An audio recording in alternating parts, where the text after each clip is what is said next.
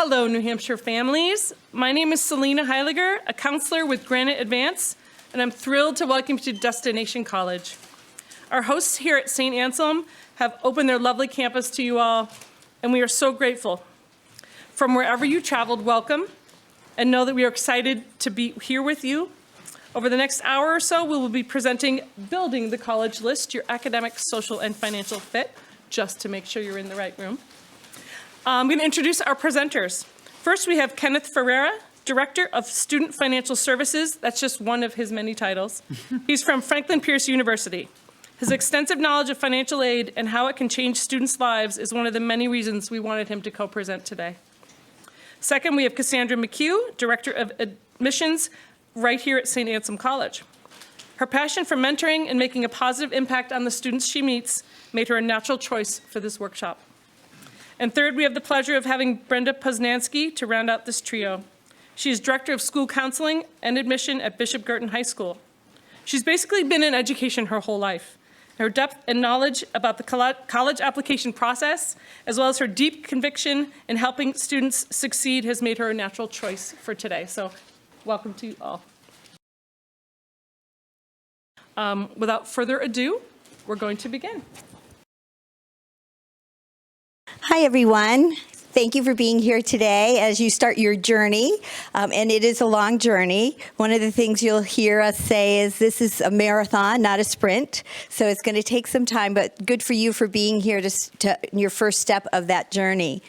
So my name is Brenda Poznansky. I am the Director of School Counseling and Admission at BG, and we're a school of about 800 students, and it's a college prep high school, so we do college all the time.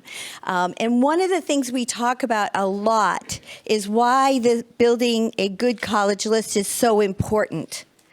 And it may seem trivial to think, oh, I'll just put schools down that I like and schools that I think, my friends might be going to, or they're local schools or they're really far away. I absolutely want to go across the country to go to college.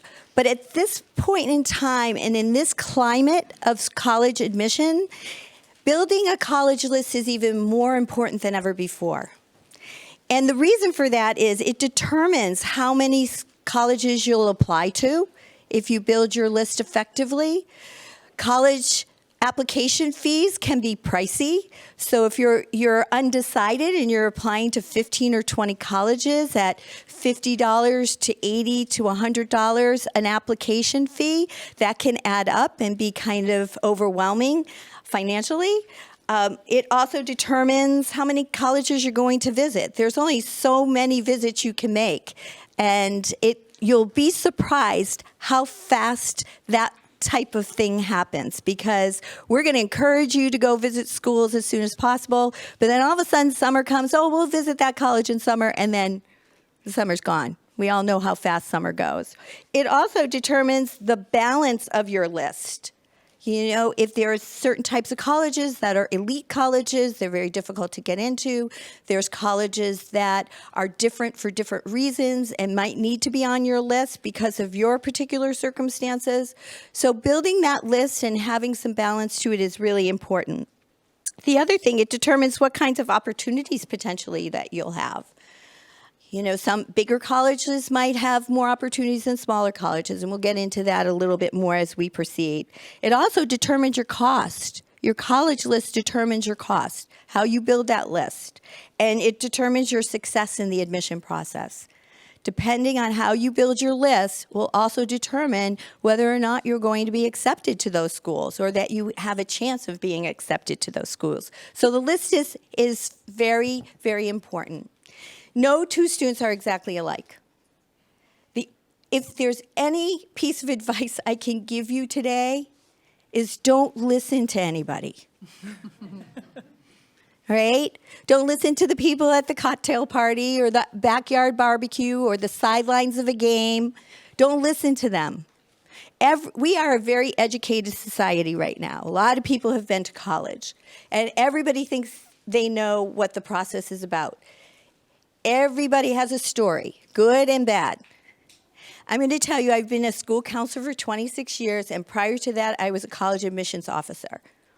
I have to keep up with this every single year that I'm advising students because this is an organic landscape. And so there are no students that are exactly alike. There's no schools that are exactly alike. There's nothing that happened 5 years ago that's happening now, and let alone 10 or 15 or 20 years ago. The landscape is organic. It is constantly changing. And so it's important for you to really listen to what Cassie will say today, what Ken will say today, what I will say today, and what you as a family think is right for you as a family. So take some time to consider what's important to you. What are your goals? What are aspects that you feel confident, more comfortable making the list right for you?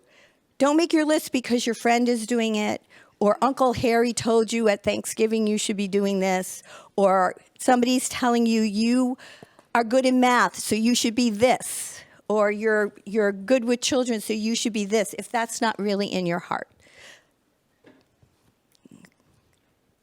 So when you're thinking about academics, let's say, think about classes you've taken, you've enjoyed, you've loved.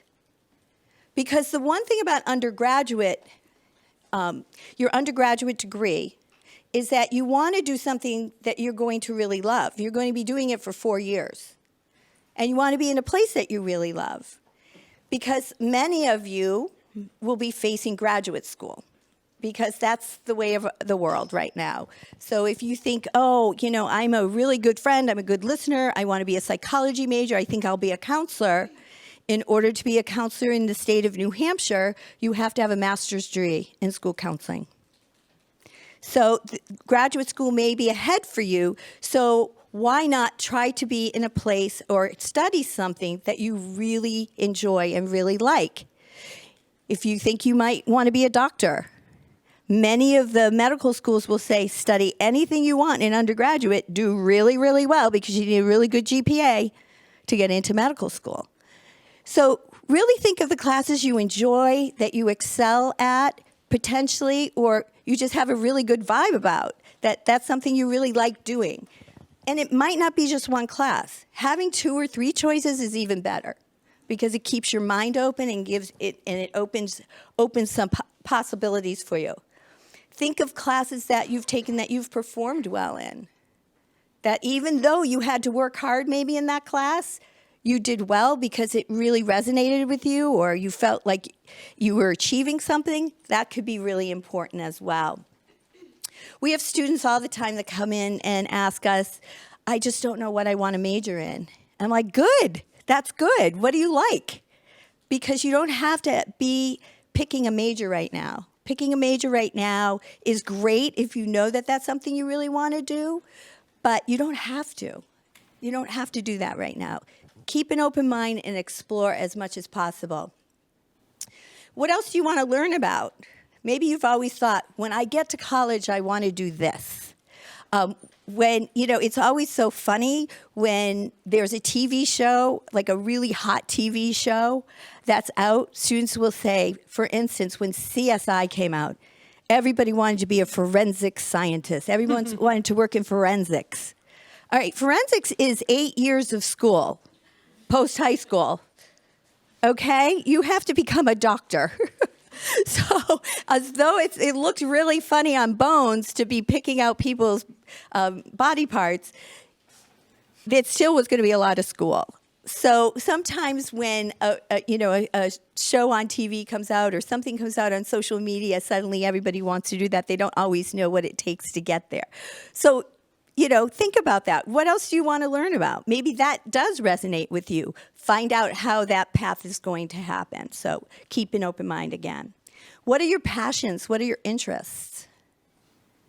Passion is different than, a job is different than a vocation sometimes.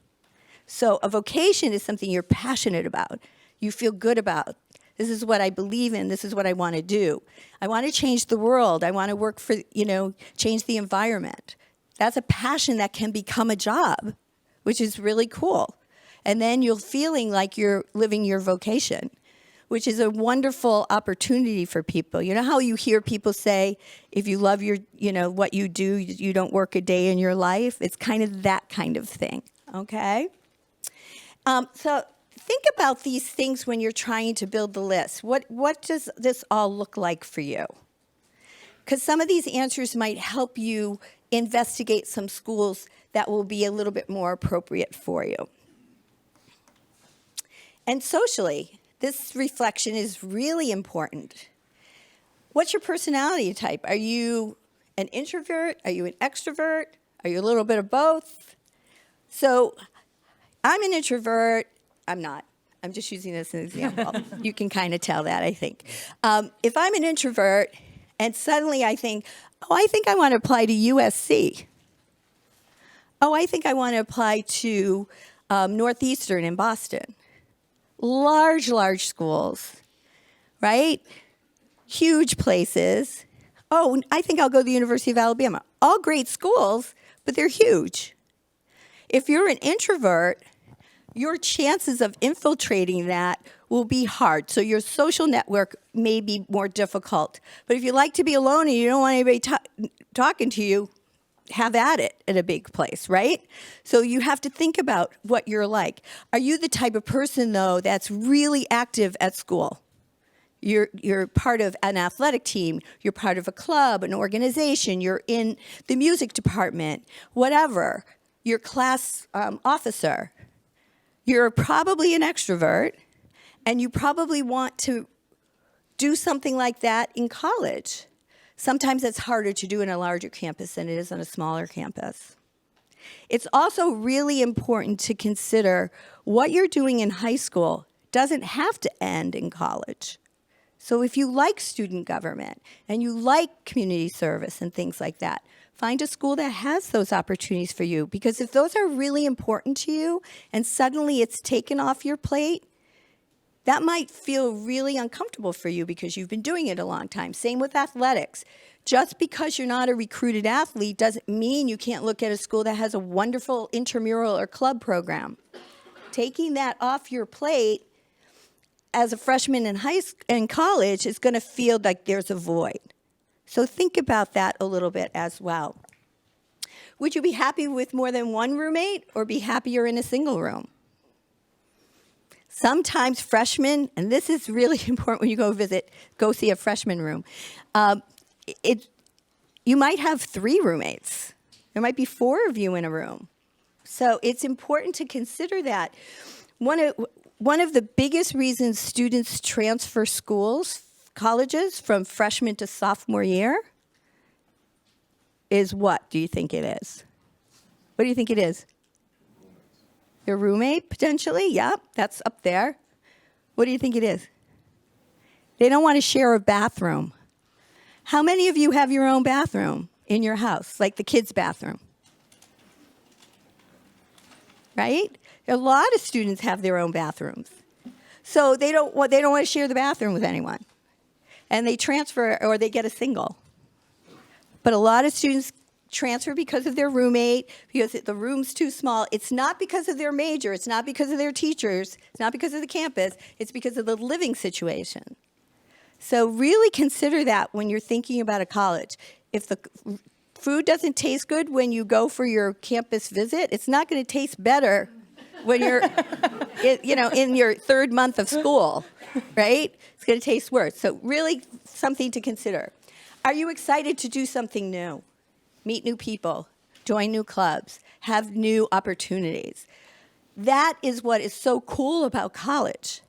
In college, you get to reinvent yourself almost every semester because the way the calendar runs and the classes run.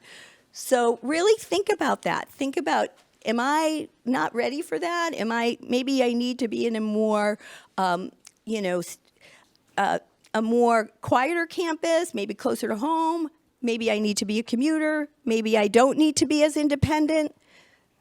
Or maybe you really want to be independent and you're going to go way across the country. I'm going to tell you, parents, do not panic if there's West Coast schools on the list at this stage. Students tend to migrate across the country as the process goes on. So It's going to be okay, okay? But these answers can help you find the environment in which that you might feel most comfortable.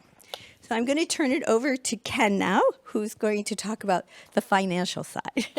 The financial side, which is the most riveting material, right? So at this stage, as you're building your list, right, the things to consider are, how are we going to pay for school, right? Just consider that. Is there college savings? Are you going to be relying heavily on financial aid? Those are conversations that you should be having as you're building out the list. There are other slides in here where we talk more about financial aid, but it's high level is, well, you know, how are we going to pay for this? What's our game plan, or what do we think our game plan might be? And then as it relates to that game plan or that financing, it's the value piece, right? So Brenda talked about academic majors, living on campus, what opportunities are afforded to students. That all has a value associated to it. And that value may be different. In fact, it will be different from one student to the next.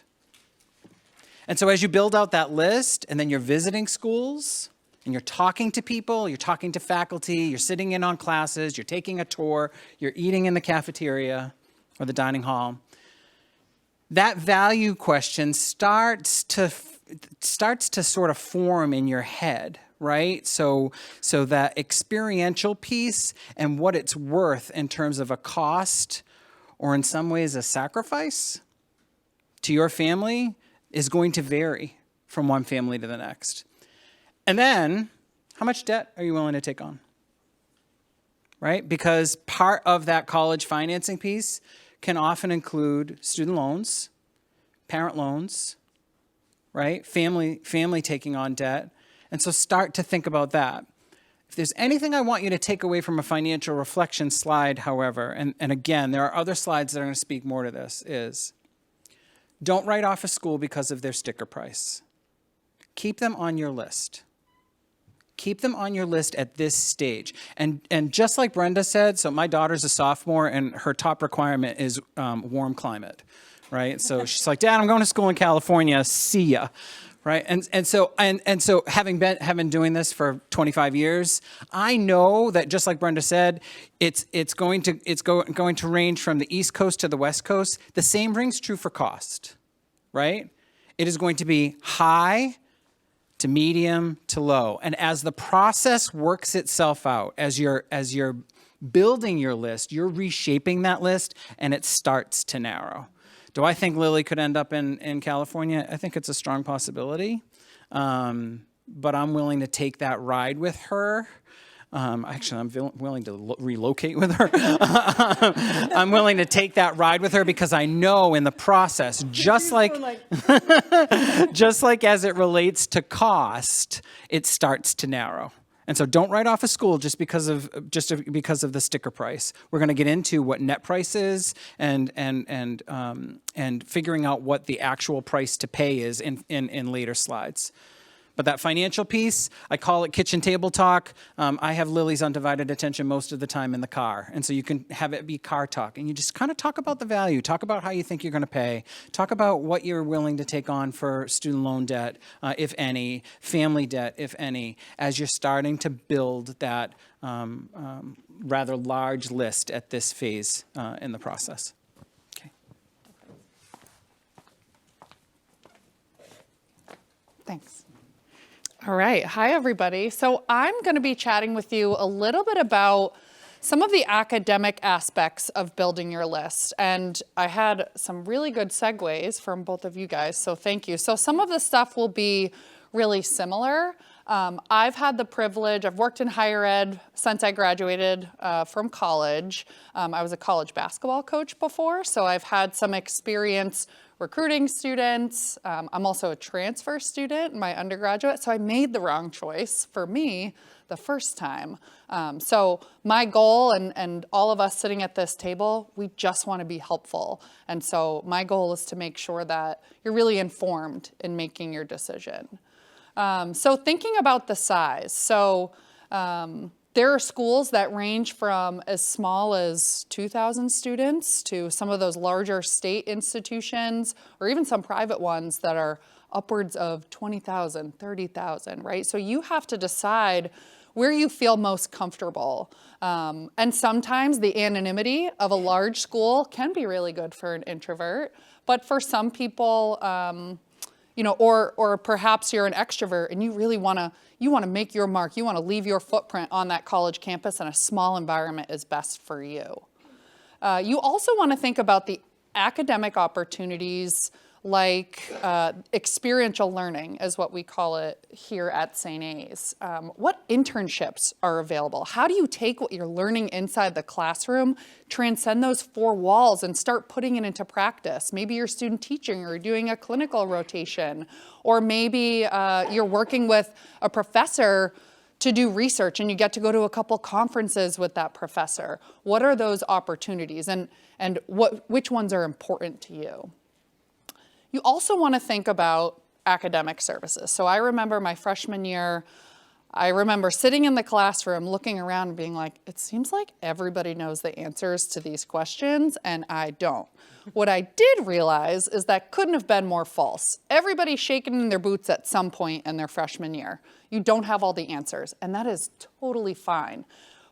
Whether you're the valedictorian or maybe you struggle a little bit academically in school, you're going to need to reinvent a little bit how you're studying, how you're preparing for these next level academic challenges.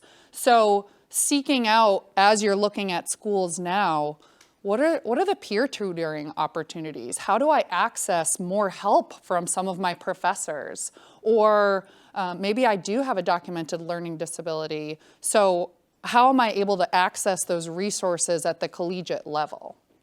Those are really important. And I promise you, even if you're an A+ student right now, you're going to at some point need a little bit of support inside and outside the classroom because it's new challenges. And then you want to think of the academic majors and the undeclared support. I'm a liberal arts apologist, so I really believe in understanding that critical thinking, problem solving, having intellectual dexterity, those are things that are going to get you hired. For all the families in the rooms who have gone through that job search process, right? You get hired because you have those skills. So making sure that you have a major that's helping cultivate those skills and that you're passionate about and that you feel like you could really pursue with reckless abandon, those are the things that you want to look for in the classroom. And then so much of what you learn and so much of who you become throughout college is what you're doing outside of the classroom too. Don't get me wrong, academics are really important, but your growth, your learning, your ability to really solve problems comes outside of the classroom too. So you want to think about the location. So when I graduated from school, I went to work at a small liberal arts institution in Western Mass with one stoplight. And then my next stop was Lower Manhattan. So I was an adult at that point and not a student, but really they're just so different. And I would encourage you, if you have the ability, to look at different campuses, right? You're here on this campus now, go look at a school that's really different from the campus that you're seeing today. Because sometimes you don't know what you want until you see it, or until you don't see it when you're on a college campus. So do you want a small college town? Do you want to be in a big metropolis? Those sorts of things are really going to help you decide what's the best environment for you. The size, you want to think about the city or the town that you're in. Being in a one stoplight town had its perks because the college was the center of everything and there was so much going on all the time because of that. When I was in Lower Manhattan, I could meet with a player who was working on a paper, and then she was going off to meet with a professor, but then she was going to the Knicks game later on that day, right? So it's all about what you're comfortable in. And then you want to think of the student body as well. Think of your high school experience and how you've been successful socially in your environment. Do you want to kind of model that in your collegiate experience, or do you want to kind of get outside your comfort zone a little and kind of flip that on its head and experience something different? That's okay. I think hopefully what you're learning from today is that knowing yourself is a really powerful tool in this college search process. And you hear a lot from, your uncle at Thanksgiving or a mentor who really is inspiring to you, but they don't have to be there on a Tuesday when it's raining, you're stepping in a puddle, you get in a fight with your significant other, and you have a test the next day. They're not doing it. Doesn't mean their opinion's not important. It just means that knowing yourself in this search process is just so powerful. And then you want to think of the campus culture. Is there a lot of stuff to do, or is it a commuter school for the most part?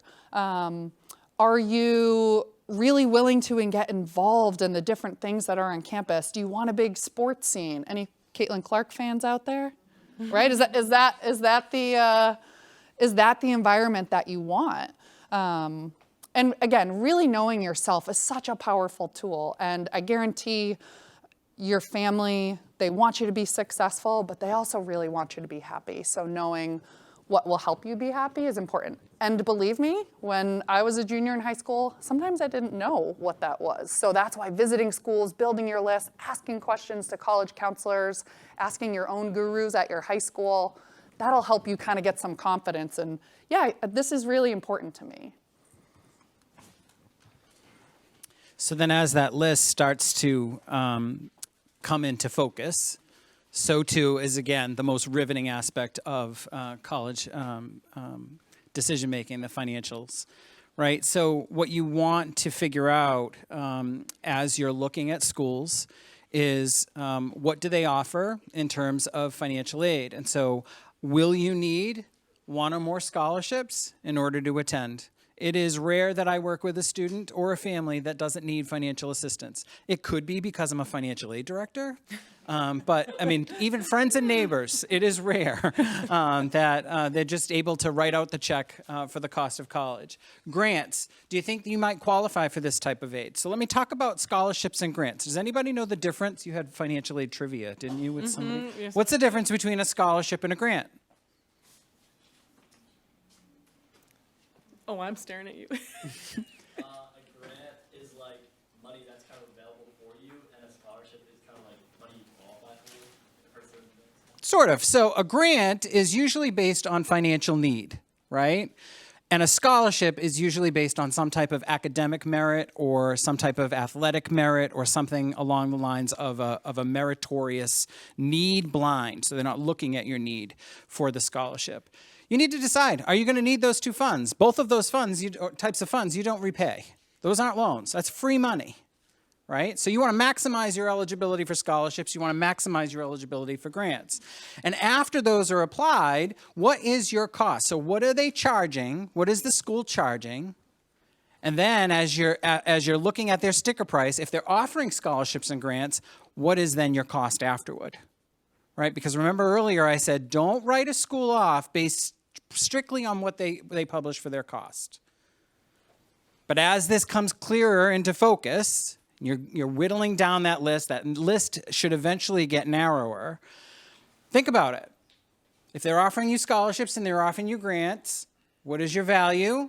What are you receiving? What is your out-of-pocket cost? And then part of, again, that kitchen table or car talk. Do you have a 529 savings account? Do you have college money set aside as a family to help your student shoulder the cost of college? And if the answer to that is yes, how are you going to use that money?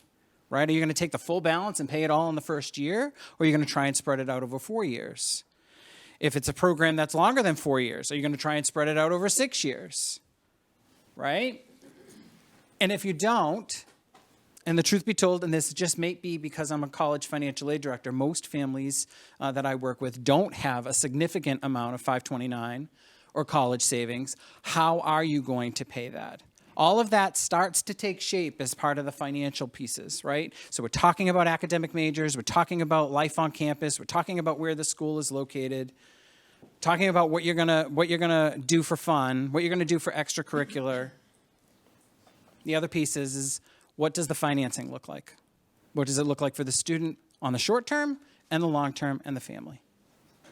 We forgot to mention that if they had questions, they could ask them. Yeah. Oh, no, So if we there's reminded questions them. on this, Go because for it. sometimes this financial stuff can get a little daunting. What's a 529?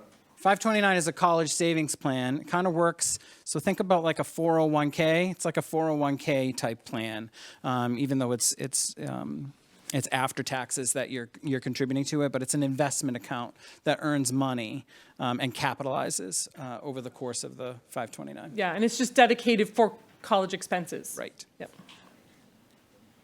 More questions? Hi. That's a great question. How do you know when you can apply for scholarships? So sometimes when you're applying for admission to the college or the university, they consider you for scholarships at the time they're evaluating your admission application. Those are typically merit-based scholarships, so it's based on the academic qualifications of the student when they're applying for admission. Have anybody heard of the free application for federal student aid, the FAFSA? It may or may not have been in the news. The FAFSA, the free application for federal student aid, which is the form that every student in the country needs to file in order to qualify for federal student aid, and that many schools will utilize as the form that they will look to see what the student is eligible for in grant-based, remember need-based aid. That is also how you apply. There are also private organizations that you can apply for. And our friends at Granite Advance actually help with that in their Center for College Planning.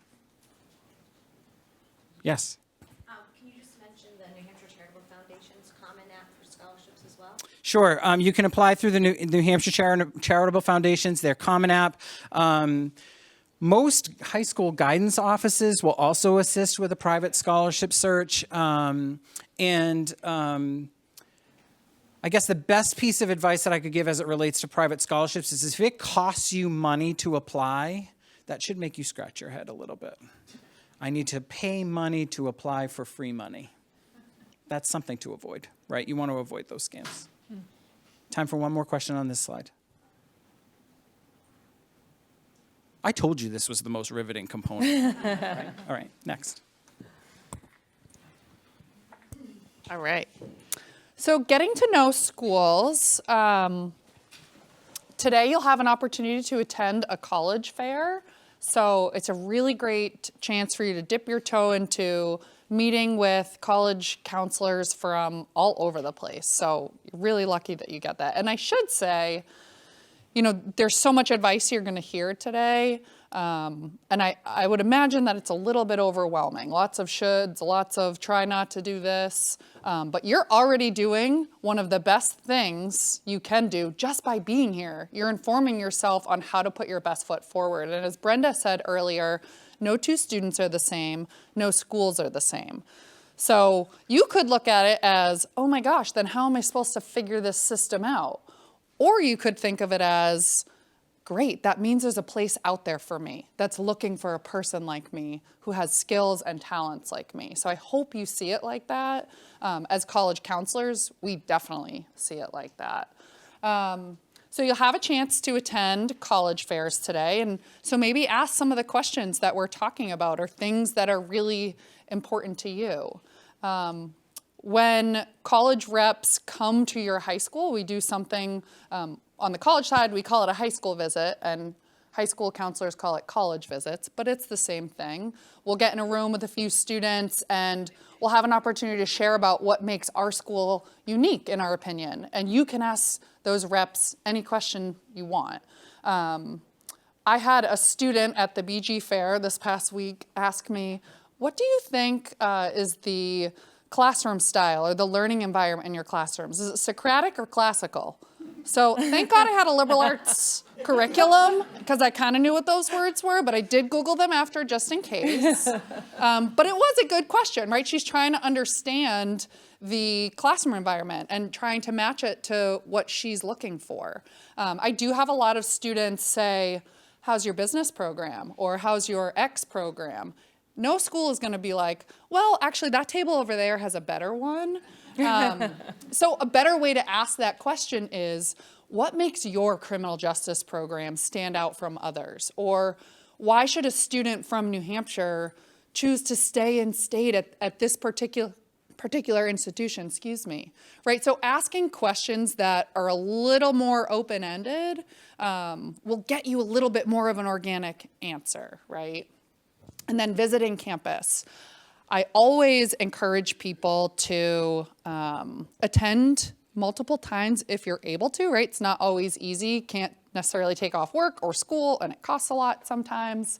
But going to the information session from the admission office, and trying to do it during the school year, right? Schools can look really different in the summer. That might be the only time you're available, right? So that might help you make your list smaller and smaller visiting the summer, but go back when school's in session, right? See the vibe of the student body.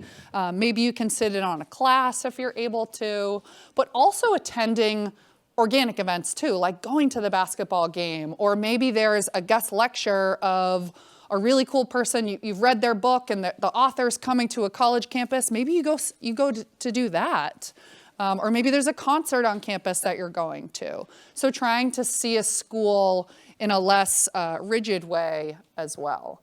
And then really reaching out to the faculty and staff.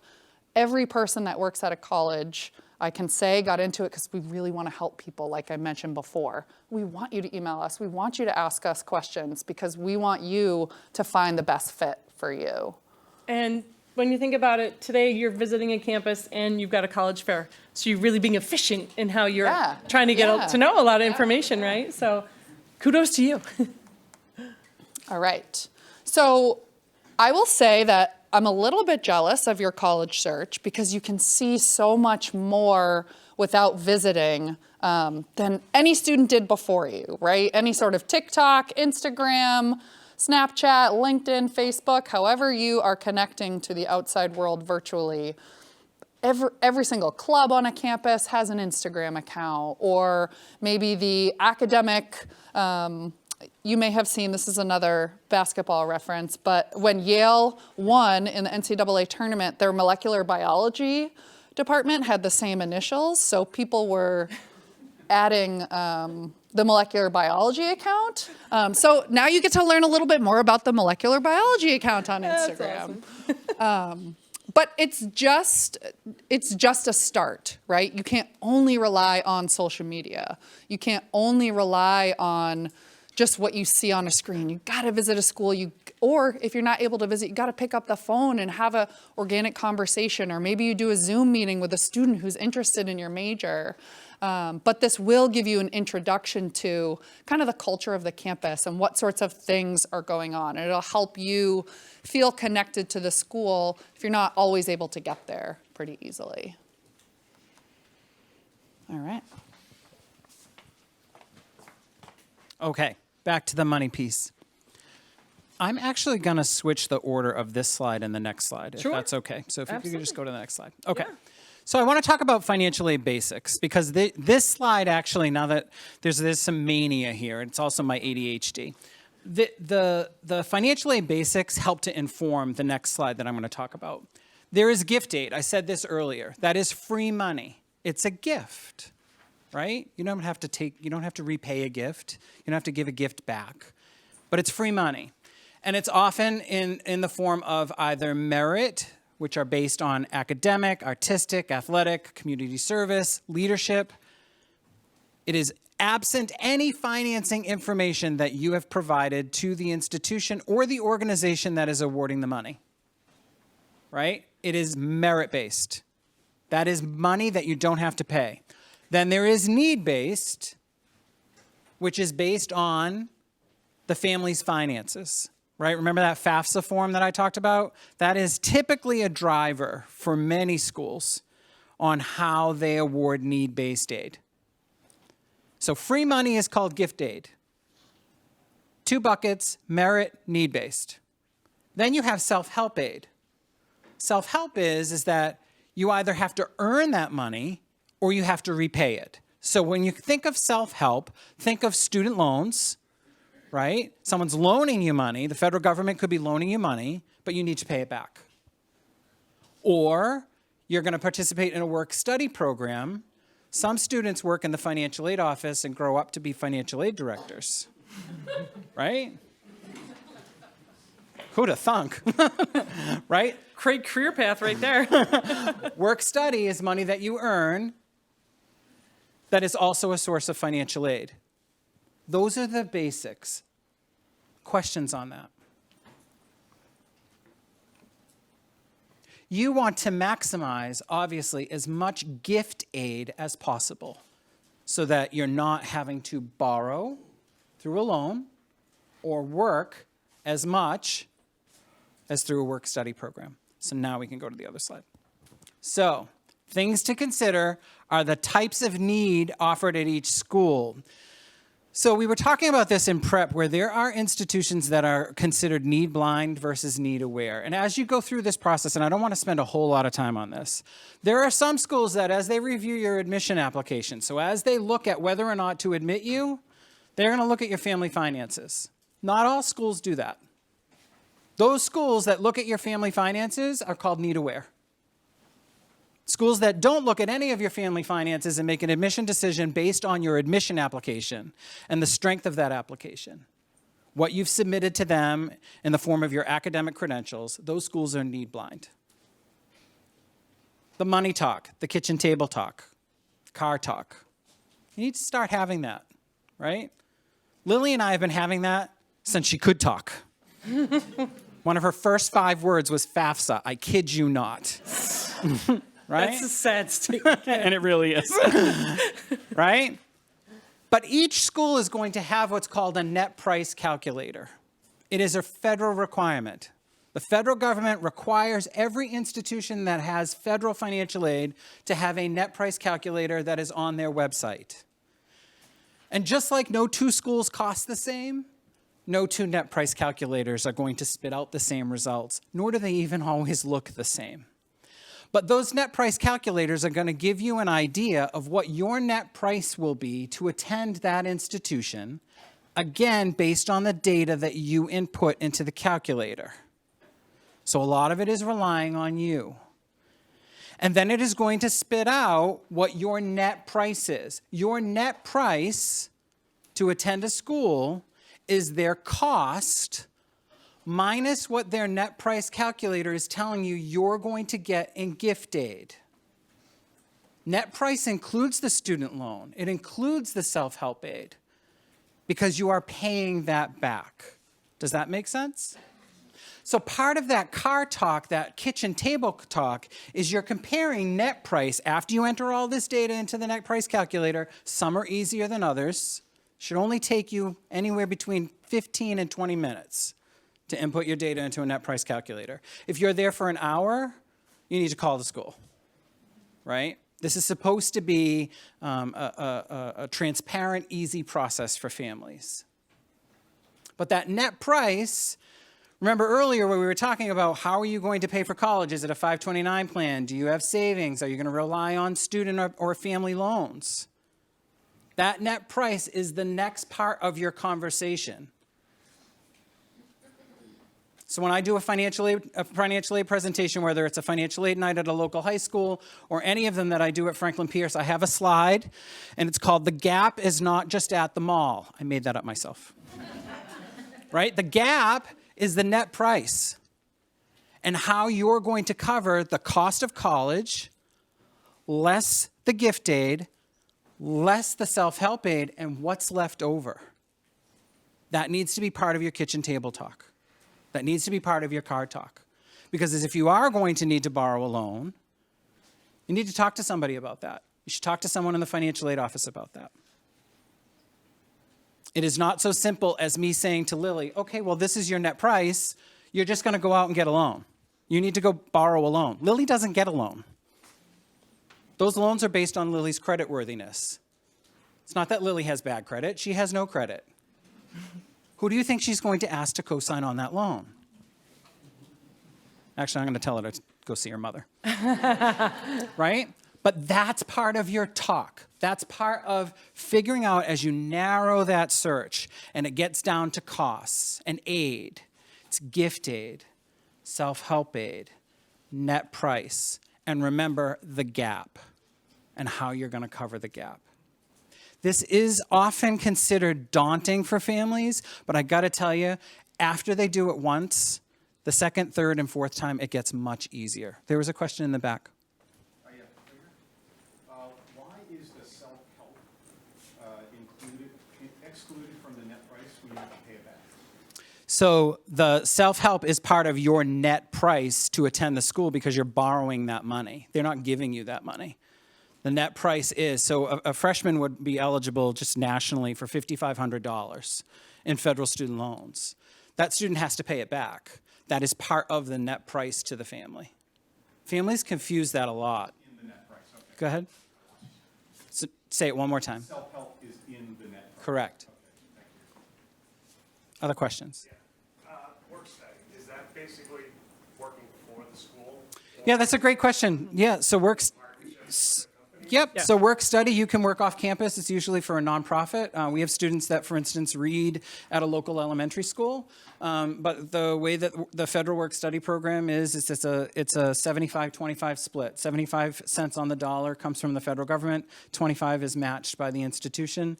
And the student earns a biweekly paycheck just like they would if they were an employee. It's a great program. So, hi. Is it safe to expect that your net price estimate will be pretty much the same for 4 years, or can you get stuck? Oh, that's a really good question. Yeah. So that depends on the school, and that's a question when you attend a financial aid presentation at the school to ask their aid director, because it's going to vary. So at Franklin Pierce, as long as you don't hit the lottery, which I hope you do, right? I really do. I hope I do. As long as your financial situation stays relatively the same, your financial aid will remain relatively same from one year to the next. It would be me overgeneralizing to say that all schools approach it that way. Most of my colleagues approach it that way, but you should ask the question at every school that you're looking for. What happens in year 2? What happens in year 3 and 4? Yes? This might not pertain to the financial aid piece so much, but is there a reputable website where you can put all this information in, it's like a search engine, and it just filters it out based on demographics, cost, athletics, programs? Petersons.com, collegeboard.org. Yeah, Big Futures from College Board and Petersons. Yeah, there's quite a few out there that you can look up. There's some through the the Federal Student Aid Office has their own college exploration ones. So, yeah. And your local high school would have probably, they're either using Naviance or SCORE, which are the programs that high schools use to do searches for students and then also send the information to the colleges. You can reach out to me and I'll get you some additional information. Yeah. Any other questions on the financing slides? So if you have multiple kids going to school and maybe 529s for each of them, and my understanding is that each of those 529s all count against your FAFSA evaluation for the very first kid that goes to school. Not anymore. I thought that was the exact. That was part of the FAFSA Simplification Act. Well, one student, whoever's FAFSA that you're filling out, you report the 529 for that student. You do not culminate. So you don't total report anymore. all of them in one, which is good. Yeah. It's a beneficiary slidey thing. We can talk about that. Oh, go ahead. That's all right. Because the FAFSA's, sorry, the 529s all count, well, so, they don't. Let me think about my question. I'll stay. I'll stay. I'm here all night. Next. That triggered a question of, if you have multiple kids going to college, will you get more of a break as far as when they're looking at your family income? Not anymore. Not anymore. Not from the feds. The feds used to calculate and make that exception and take that out of the accepted allowances for families. But the feds do not do that anymore as far as the FAFSA money and the Pell Grants. Institutions are still asking that question because it's still based on their institutional aid. They can make that determination for themselves. If they feel that that's a factor that, wow, your need is different because you have multiple students in college, they could take that into account and determine from their financial aid, their need-based grants, if they want to give you more assistance because of that situation. No, hold on. I didn't. More, if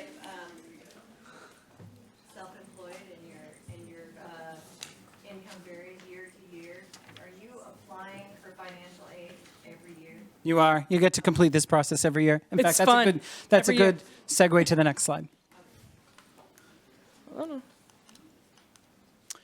right, so we talked about the free application for federal student aid. You're all juniors in this room, you're high school juniors in this room. I can't make a promise. I hope that it is all the wrinkles in this year's process are ironed out for you. So, you know, it has been cumbersome, and my message to families is to not lose hope.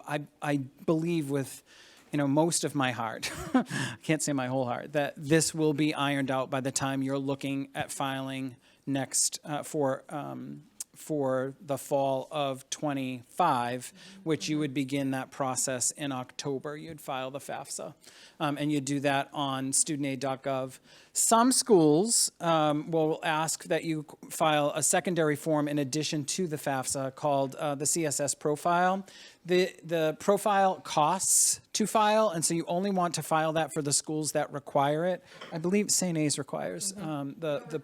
We did give the option this year. Okay, so if the school requires it, because you obviously don't want to pay to file something that you don't need to, just check with the school to make sure that that it is required. There are fee waivers available that are based on need, but these are the two primary forms that you'll need to file for each school that you're looking at for financial aid. And so then some questions that are on the side. Is your financial aid going to be the same for each college? No, it's not. Your federal student loans will probably be the same. Those will probably be the same. If you're a recipient of a federal Pell Grant, that could be the same. Your total gift aid is not going to be the same from one school to the next. Do colleges all have the same deadlines for financial aid forms? No. Right? Parents, get good at Excel, right? And put it all into an Excel spreadsheet in terms of deadlines for financial aid forms. How are you applying? Are you applying early action, early decision, regular decision? That will also contribute to when your financial aid application and your financial aid information is due. And so keep all of that in mind. Not on this slide, parents and students. Now, if you don't have one, create a Gmail account that you share. A Gmail account that you share, right? Because this is what I hear from students. I never got your email, right? Lily says it. She's a sophomore, I told you. She said, I didn't get your email, Dad. She just snapped me. I can't snap you from the financial aid office. Right? I have to email you. And so parents, you're going to get that email too if you share an email account, right? So set up that joint email account so that you can stay abreast of the various deadlines, the missing documents, all the correspondence that's coming in. And you can stay on top of your Lily who thinks that it's just as simple as a text and a snap, because it doesn't work that way. A lot of colleges will communicate to the student first because they're going to be the student. So having that shared email account will ensure that you're able to log into the same things. And yeah, good point. And not miss anything. And the thing is, colleges are going to communicate through email. They're not going to Snapchat you. They're not going to put it out on Instagram. You're going to have to check your email a lot. So don't compare yourselves to others. Not everyone needs or wants the same things. This goes back to this is your journey, not somebody else's journey. Don't listen and don't tell. Again, one of the biggest producers of anxiety in this process is when students start to tell each other what they're doing, and you're hearing what everybody else is doing, and maybe you didn't do that, and maybe that college you're looking for didn't ask that for you, so maybe you missed something, and parents listening to each other, and the stickers on the back of the car, that causes frenzy. All right? It's more than the sticker on the back of your car. This is about you and your future. And it is a family decision. And so it's really important to reduce the level of anxiety through all of this. Talk to the professionals. Talk to your school counselor. Talk to Granite Advance. Talk to the college admissions people. That's what they're hired to do. Talk to the financial aid professionals. That's what they want to do and to help you. So don't compare yourself. If your family's doing those things, you're doing all the right things. Okay? So don't compare yourself. Ask a current college student you know and trust. Go to breakfast with them and say, what is this like? Tell me about your school. Tell me about your experience. Tell me about you building your list, because all of these things we talked about, remember, is about building a good college list. If that student says, you know what, I didn't investigate this enough. I didn't think about the cost enough. And now I'm thinking I'm going to have to transfer. Those are things you want to know so you don't fall into that trap. Okay? Stay open-minded. And as we've been saying, keep it open-minded through all of this. You are not your friend. You are not your boyfriend, girlfriend. You're not your cousin. You're not the neighbor's sister-in-law's son who blah, blah, blah, whatever. This is about you. And think about majors, but don't think you have to declare a major at the time of the application. There's plenty of opportunity to put other things down on your application. And the largest major on the Common App, undeclared. It's the largest major on the Common App, and it's okay. You're doing everything right.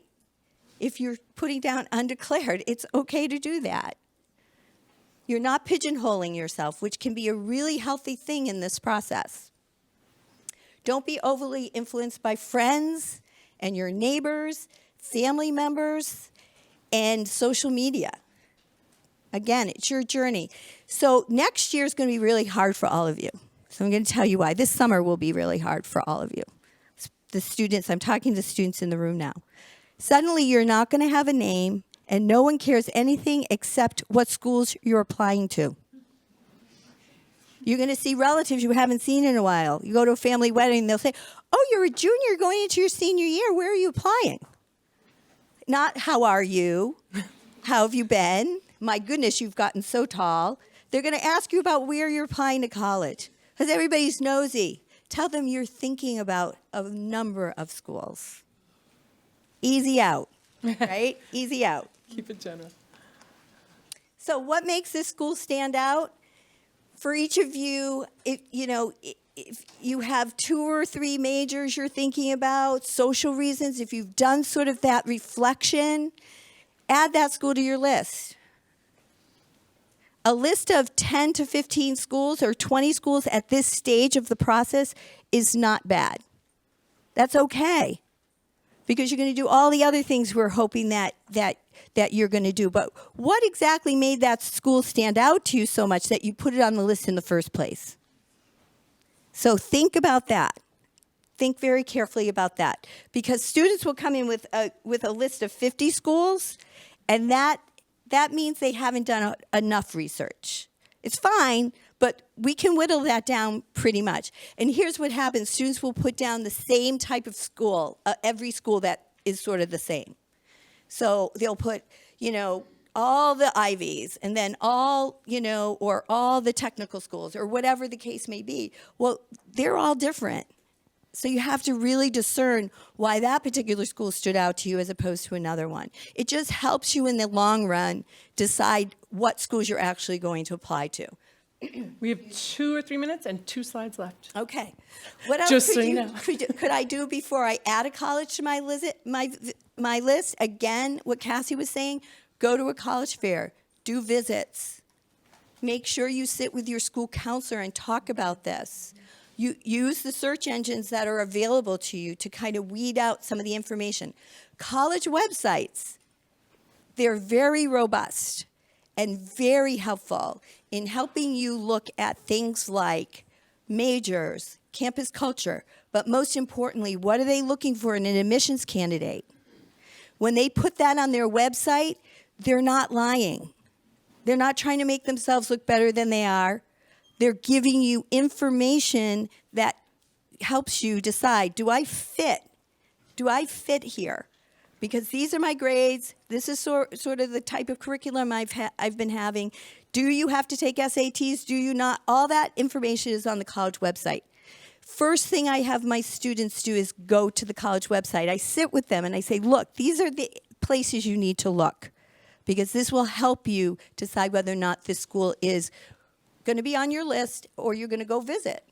Do you fit this school? I never say to a student, don't apply there. I want them to figure that out. I never say to a student, you'll never get in. I don't know that. I'm not in the admission office. But I'm going to show you what their statistics look like. You decide if you fit in. I'm going to tell you that that might be a challenge for you, but that's okay. Let's look at that. Why does that look like a challenge for you? Let's talk about it. Consider the type of financial aid offered. As Ken was saying, there's a lot to consider there. Think about how that school awards aid and whether or not that should be on your list. As far as having this conversation at home, I'm going to ask you to really think about this. Have a meeting once a week, to talk about college admissions.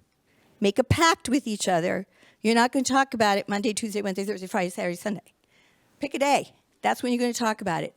If you're at work, parents, and your boss says to you constantly, did you do this? Did you do this? Did you do this? What do you think you're going to do the next time you see your boss walking toward you? You're going to dive in the bathroom. You don't want to talk to them.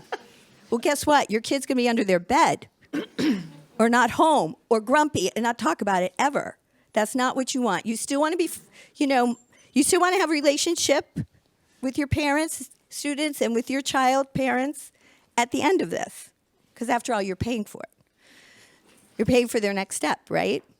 So you want to have a good relationship. Don't make this a divider. Make this a joiner in your family, that you're doing this together. Talk about it once a week. If you talk about it all the time, you're not going to see any change. You're not going to, if you're saying, did you write your essay on Monday? Did you write your essay on Wednesday? Did you write your essay on Tuesday?